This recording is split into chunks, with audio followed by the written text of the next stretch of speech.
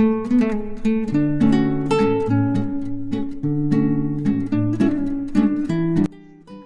आमे तैयारी करिबा चटपटा ओ बेसर खटार रेसिपी। एही ओ खटाटी खाइबाकू बहुत स्वादिष्ट लगी थाए। तेबे रेसिपीटी जदि आपण मानकू भल लागिबो ताहले लाइक करिवे, शेयर करिवे और चैनल रे नुआ थिले सब्सक्राइब करिबाकू जम्मा भी भूलिबेनी। नमस्कार, मु स्नेहा स्पाइसी किचन रे आपण मानकू अनेक अनेक स्वागत। तेबे चलंदु देखि नबा रेसिपीटी को। एइठी देखंदु मु पाखापाखि 3टी बड़ साइज रो ओ को एई भली काटिकी नेची। ओरे लागिथिबा उपरर चपाटी को भल भाबरे छोड़ेई नेबे। आउ याकू एई भली सरू सरू काटिकी भल भाबरे धोई नेबे। तापरे आमे एहाकू गोटे प्रेशर कुकर रे देई देबा। ओटी साधारणतः टिक्के सिजिबाकू अधिक टाइम नै थाए, तेणु एहाकू गोटे प्रेशर कुकर रे देई देबे। एबे आमे एही प्रेशर कुकर रे 2 ग्लास पानी देई दबा, कारण ओटी अधिक खट्टा होई थाए, सेथि पे आमे अधिक पानी देई सिजेइबा। आ एहा हाई फ्लेम रे प्रेशर कुकर रे 2टी सीटी आसिले भल भाबरे सिजी जिवो। सिजी गला परे एहाकू पानी रु छाणी नेबा। एइठी देखंतु मु प्रेशर कुकर रे अधिक पानी देई देइची। एबे आमे एहार लीड को कवर करि नेबा ओ 2टा सीटी आसिला परे गैस बंद करि देबा।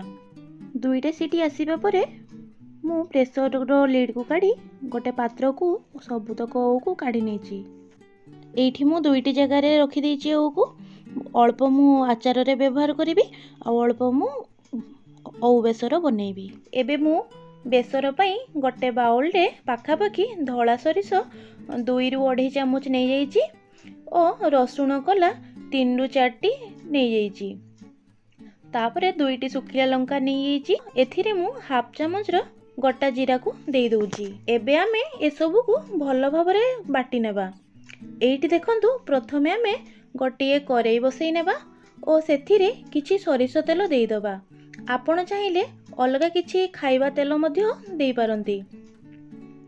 सरिष तेलटी भल भाबरे गरम ही गला परे आमे सेथिरे ऐड करिबा किछि फुटण ओ सुखिला लंका, ता सहित अल्प भृसंग पत्र। फुटण फुटीगला परे मु बाटिकी रखिथिबा बेसर को तेल रे देई दउची ओ भल भाबरे बेसरटी को हल्का कसी नेबा। तापरे एथिरे लंका गुंड देई देबा। आपण जेतिकी राग खाउथिबे सेही अनुसारे लंका गुंड ऐड करिवे। एबे आमे एथिरे ऐड करिबा हळदी गुंड गोटे चामच एवं गोटे चामच धनिया गुंड। याकू आमे भल भाबरे कसी नबा। एठी आपण माने ध्यान देबे बेसर को अधिक समय भाजीबेनी, नहले बेसर अधिक समय भाजी हेले पिता लागिबो। अल्प समय बेसर को कसी नै सेथिरे अल्प टिके पानी देकी आपण बेसर को भाजीबे। एमिति करिबा द्वारा बेसर हमर बिल्कुल भी पिता लागिबोनी एवं खाइबा पई बहुत ही टेस्टी लागिबो। एबे हमर बेसर भल भाबरे फुटी जाइची।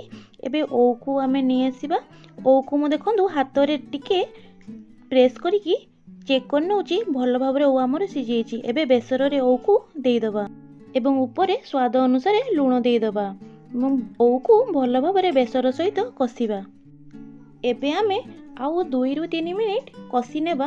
तापरे आमे एथिरे गुड़ देई दबा। आपण माने चाहिले गुड़ बदल रे चीनी मध्य ऐड करि परिबे।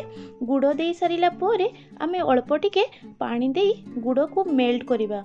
गुड़टी मेल्ट होई फुटिला बेले आमे चटू बा खड़िका साहाय्य रे ओ को मेस करि नेबा। मेस करिबा फल रे लंका लूणर स्वाद भल भाबरे ओ भितरे पसी पारिबो। आउ ओटी को जदि आपण माने एही भली मेस न करिवे ताहाले ओटी गोटा गोटा होई रही जिवो आउ खाइबा को जमा भी भल लागिबोनी। आउ एमिति मेस करिबा द्वारा ओटी खाइबा को भल लागिबो। एइठी देखि पारुथिबे हमर परफेक्ट ग्रेवी खटाटी रेडी ही जाइची। आपण माने चाहिले एथिरे अल्प पानी देकी ग्रेवी को पतला मध्य करि परिबे। आपण को जेमिति पसंद सेही हिसाब रे ग्रेवी को रखिबे। एबे रेडी ही जाइची हमर टेस्टी वाला ओ खटा। मु ग्रेवी ओ खटा रे अल्प टिके पानी देकी मध्य ग्रेवी को पतला कर नेची। याकू आपण माने घरे थरे निश्चित ट्राई करंतु आ बनेकी खाइला परे केमिति लागिला आपणक मतामत मो कमेंट बॉक्स रे शेयर करंतु। ताहेले आजि पई रहुची। पुणी देखा हबो आउ एक नुआ रेसिपी सहित आउ एक नुआ वीडियो रे। नमस्कार, ଜୟ ଜଗନ୍ନାଥ।